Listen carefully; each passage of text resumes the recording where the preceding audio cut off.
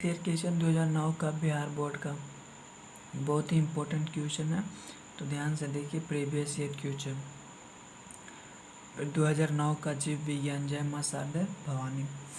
पहला क्वेश्चन है, इनमें से कौन नर युग्मक से संयोजन पर भ्रूणपोष बनाता है।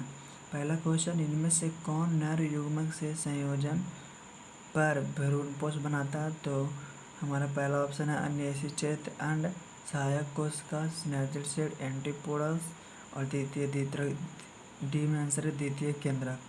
तो पहला नहीं हो जाएगा, दूसरा भी नहीं होगा, तीसरा भी नहीं होगा, तो हमारा आंसर हो जाएगा द्वितीय केंद्रक। द्वितीय केंद्रक नर युग्मक से संयोजन पर भ्रूणपोष बनाता है। नर युग्मक के केंद्र पर भ्रूणपोष बनाता है। स्तनधारी के शुक्राणु के मध्य भाग में क्या पाया जाता है। स्तनधारी के शुक्राणु के मध्य भाग में क्या पाया जाता है। तो माइटोकॉन्ड्रिया। माइटोकॉन्ड्रिया से ही शुक्राणु गतिशील होती है या आगे बढ़ती है। एक जीन जोड़ा दूसरे जीन के जोड़े को प्रभाव को दबा देता है, इस घटना को कहते हैं। एक जीन जोड़ा दूसरे जीन के जोड़े के प्रभाव को दबा देता है, इस घटना को कहते हैं प्रभाविता। डीएनए अणु में साइटोसिन 18% है, तो एडेनिन का प्रतिशत है। एडेनिन का प्रतिशत मैं सिर्फ इसमें आंसर बताऊंगा, बाकी सब आप लोग कैलकुलेशन करते रहिएगा, आंसर देखिएगा कि सही है कि नहीं, कमेंट में ज़रूर बताइएगा। डीएनए अणु में साइटोसिन 18% है, तो एडेनिन का प्रतिशत है 32%। एडेनिन का प्रतिशत है 32%। अगला क्वेश्चन है, बढ़ता त्वचा कैंसर एवं उत्परिवर्तन म्यूटेशन की दर की अधिकता किसके कारण है। म्यूटेशन, तो कार्बन डाइऑक्साइड प्रदूषण के कारण त्वचा कैंसर हो रहा है एवं म्यूटेशन हो रहा है। फिर है म्यूटेशन हो रहा है। बिडाल परीक्षण किसकी पुष्टि के लिए किया जाता है। बिडाल परीक्षण किसकी पुष्टि के लिए किया जाता है। तो टाइफाइड के लिए बिडाल परीक्षण टाइफाइड एक बीमारी होती है। टाइफाइड के लिए बिडाल परीक्षण किया जाता है। बिडाल परीक्षण टाइफाइड के लिए किया जाता है। ट्रांसफर आरएनए में पाए जाने वाले 3 क्षारकों का क्रम जो संदेशवाहक आरएनए कोडॉन से बांधता है कहलाता है। टीआरएनए में पाए जाने वाले 3 क्षारकों का क्रम जो संदेशवाहक यानी मैसेंजर आरएनए से कोडॉन से बांधता है, तो एंटीकोडॉन कहलाता है। एंटीकोडॉन कहलाता है। सहलगानता समूह की संख्या उस कोशिका के लिए क्या होगी जिसमें 2n बराबर 14 है। तो n बराबर हम लोगों को निकालना है, तो n बराबर 7 आ जाएगा। सहलगानता समूह किसी जीव के रेखीय क्रम को संख्या जो जीवों के क्रम पर निर्भर करता है सहलगानता समूह कहलाता है। तो इसका हो जाएगा 7 आंसर सही है। 7 इसका आंसर सही हो जाएगा।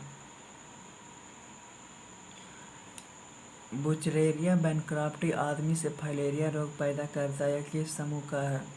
बुचेरिया बैनक्रफ्टी आदमी में फाइलेरिया रोग पैदा करता है, यह किस समूह का है। फाइलेरिया रोग में दोनों पैर होता है जो बहुत मोटा होता है, जिसे हाथी पाँव रोग भी कहा जाता है। तो यह हेलमिंथ समूह का। अत्यधिक अल्कोहल लेने से शरीर का कौन सा अंग सबसे ज़्यादा प्रभावित होता है। मतलब ज़्यादा मात्रा में शराब पीने से शरीर का कौन सा अंग प्रभावित होता है। ज़्यादा मात्रा में शराब यानी दारू पीने से, दारू लोग जो बहुत ज़्यादा पीते हैं तो उनका लीवर जो है ज़्यादा खराब होता है, लीवर खराब हो जाता है। जिबरेलिन है। यह एक वृद्धि एंजाइम है। जिबरेलिन एक वृद्धि एंजाइम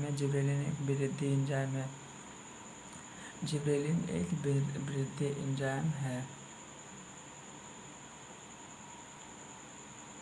अंधापन के कुछ मामलों में इलाज में ग्राफ्टिंग हेतु दाता की आंखों की कौन सा हिस्सा प्रयोग में लिए जाती है। अंधापन के कुछ मामलों के इलाज में ग्राफ्टिंग हेतु दाता के आँख की कौन सा हिस्सा प्रयोग में ली जाती है। तो कॉर्निया ही आँख दान में दिया जाता है। कॉर्निया को अंधापन के कुछ मामलों के इलाज में ग्राफ्टिंग हेतु दाता की आँख के कौन सा हिस्सा प्रयोग में ली जाती है। तो कॉर्निया। डीएनए से आरएनए की भिन्नता है। डीऑक्सीराइबोज रहने में। डीऑक्सीराइबोज रहने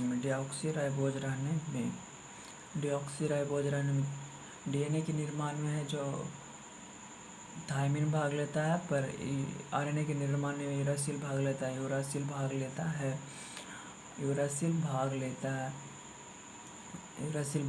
डीएनए केवल एक प्रकार का होता है, पर आरएनए 3 प्रकार का होता है। हमारा सजीवों का आनुवांशिक पदार्थ डीएनए है, बट वायरस का आनुवांशिक पदार्थ आरएनए है। अब हाल ही में कोरोना वायरस आया था, उसका आनुवांशिक पदार्थ आरएनए है। वायरस का आनुवांशिक पदार्थ आरएनए है। अगर मिलान करें, पहला पोल्ट्री, एपीकल्चर, सेरिकल्चर, पीसीकल्चर, और इधर ABCD ऑप्शन दिया हुआ है। मत्स्य पालन, कुक्कुट पालन, मधुमक्खी पालन, रेशम कीड़ों का पालन। तो हम लोग पोल्ट्री पालन में हम लोग मुर्गी को पालते हैं, यानी कुक्कुट पालन कहा जाता है, उसको कुक्कुट पालन कहा जाता है। एपीकल्चर यानी मधुमक्खी पालन, एपीकल्चर में हम लोग मधुमक्खी को पालते हैं। सेरिकल्चर यानी रेशम कीड़ों का पालन, पीसीकल्चर मछली पालन, पीसी यानी फिशी यानी मछली पालन। पोल्ट्री यानी पोल्ट्री फार्म जो उसको बोलते हैं, उसमें मुर्गा पलाएगा। एपीकल्चर, इसमें एपी यानी मधुमक्खी पलाएगा। सेरी यानी रेशम कीड़ों का पालन किया जाता है। सेरिकल्चर यानी रेशम कीड़ों का पालन होता है। अगर हमारा वीडियो अच्छा लगा तो हमारे चैनल को लाइक सब्सक्राइब ज़रूर करें। भारद्वाज एकेडमी। आप चाहें तो इसको स्क्रीनशॉट मार सकते हैं।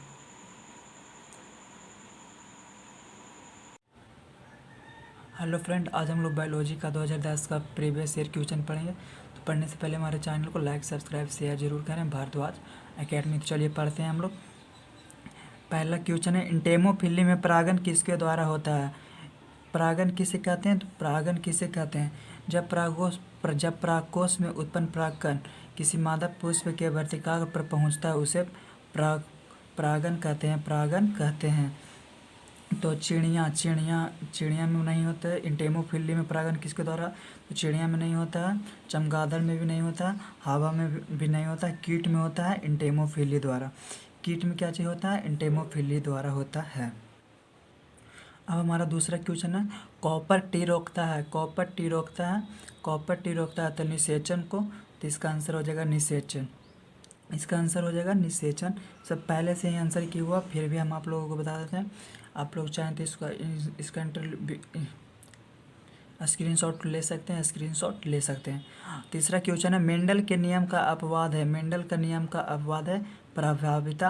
प्रभाविता, बी युग्मक की शुद्धता, सहलगनता। तो आंसर इसका हो जाएगा डी, स्वतंत्र अपव्यूहन। आंसर क्या चाहिए? स्वतंत्र अपव्यूहन। निम्न में कौन संचारित रोग है? यहाँ पे संचारित रोग है। तो टाइफाइड, हैजा, मलेरिया, सिफिलिस। संचारित मतलब एक व्यक्ति से दूसरे व्यक्ति में जाता है, उसे संचारित रोग कहते हैं। तो इसका आंसर हो जाएगा सिफिलिस। अब चाहें तो इतना का स्क्रीनशॉट ले सकते हैं। चलिए अब हम लोग आगे बढ़ते हैं। आरएनए के पैरामिडिन में पाया जाता है। साइटोसिन एवं थायमिन नहीं पाया जाता है। एडेनिन एवं ग्वानिन नहीं पाया जाता है। आरएनए के पैरामिडिन में पाया जाता है तो साइटोसिन एवं यूरासिल। इसका आंसर हो जाएगा साइटोसिन एवं यूरासिल। आरएनए के पैरामिडिन में पाया जाता है, पर अगर डीएनए पूछता तो साइटोसिन एवं थायमिन होता।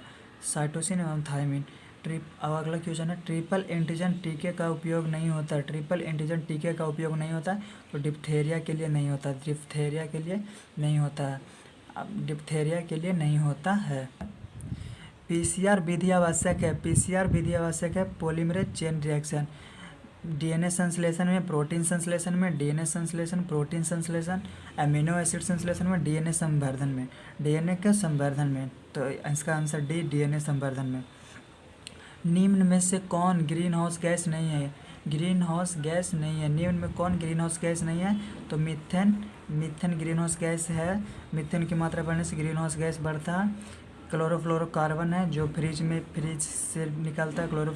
कार्बन डाइऑक्साइड जो मतलब धुआं से निकलता है, धुआं मतलब हानिकारक है कार्बन डाइऑक्साइड, तो ये भी ग्रीन हाउस गैस है। नाइट्रोजन ग्रीन हाउस गैस नहीं है, नाइट्रोजन ग्रीन हाउस गैस नहीं है, नाइट्रोजन ग्रीन हाउस गैस नहीं है। आप चाहें तो इतना का स्क्रीनशॉट ले सकते हैं। अब है अगला क्वेश्चन, 9वां क्वेश्चन, HIV निम्न में से किस कोशिका पर आक्रमण करता है? HIV यानी ह्यूमन इम्यूनो वायरस। एड्स इसी वायरस के कारण होता है, एड्स इसी वायरस के कारण होता है।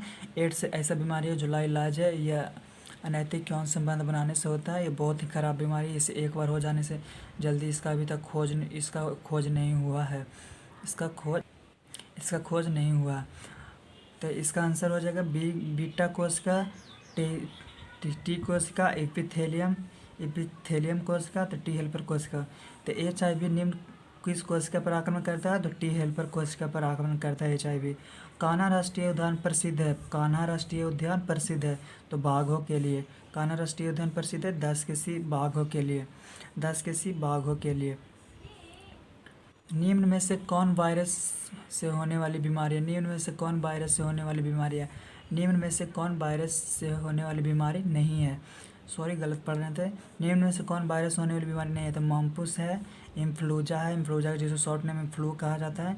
बहुत ही 20वीं सदी में बहुत ही, जैसे कोरोना महामारी आया वैसे ही फ्लू एक बहुत ही भयानक महामारी आया था, बट अब ये नॉर्मल हो गया।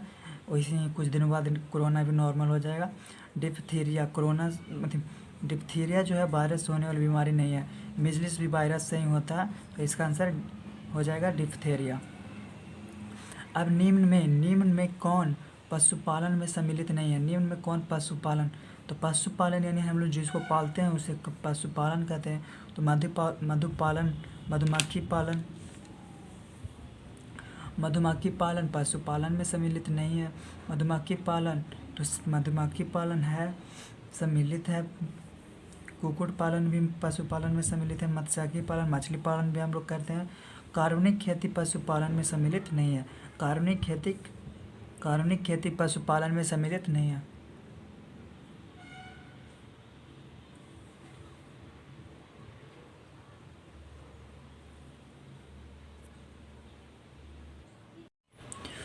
निम्न में से किसका संबंध माइक्रोबायोलॉजी से नहीं है? निम्न में से किसका संबंध माइक्रोबायोलॉजी से नहीं है? सूक्ष्म जैव से नहीं है।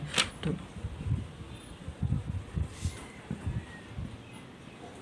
सूक्ष्म माइक्रोबायोलॉजी से नहीं है, तो Louis Pasteur, JD Watson, Stephen Hales का माइक्रोबायोलॉजी से संबंध नहीं है, तो इसका आंसर सी हो जाएगा, स्टेफन हेल्स। अब पहले 2010 में एक मिलान करने के लिए आता था, तो उसको भी हम लोग मिलान कर लेते हैं। नाइट्रोजन स्थिरीकरण, इंसुलिन 5 जून एंटीबायोटिक। और इसका ऑप्शन में दिया हुआ है ए पर्यावरण दिवस, बी अलेक्जेंडर फ्लेमिंग, सी पैंक्रियाज, डी राइबोजोबियम। तो इसका सही आंसर है नाइट्रोजन स्थिरीकरण, यानी राइजोबियम की जड़ दलहनी जड़ों में पौधों के जड़ों में राइजोबियम पाया जाता है, जो नाइट्रोजन को ग्रहण करके वायुमंडल से मेंटेनेंस करता है। इंसुलिन यानी पैंक्रियाज में पाया जाता है। मधुमेह बीमारी इंसुलिन की कमी से होता है, इंसुलिन की कमी से चिनिया रोग इंसुलिन की कमी से होता है। 5 जून को पर्यावरण दिवस मनाया जाता है, 5 जून को पर्यावरण दिवस मनाया जाता है, 5 जून को पर्यावरण दिवस मनाया जाता है। एंटीबायोटिक का खोज अलेक्जेंडर फ्लेमिंग ने किया।